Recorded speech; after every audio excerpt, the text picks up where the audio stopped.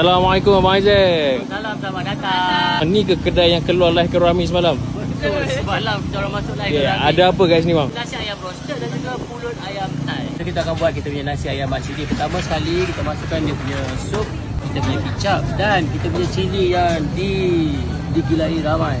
Kita ada panas-panas dalam tu nasi ni. Resipi mana bang? Ini resipi nasi ayam dari Pantai Timur. Okay, ni ayam single kita RM10.90. Kalau nak double RM19.80, tambah lagi RM8.9 lah. So ayam dia memang puas hati, memang besar. Nasi ayam mak cili. Okay, so ni dia punya pulut dia. Ada tradisi lah untuk kita kukus pulut Thai. Pulut Thai kita letak dalam ni baru dengan plastik supaya dia tak kering. Okay, punya cili dia ni bawang goreng lah.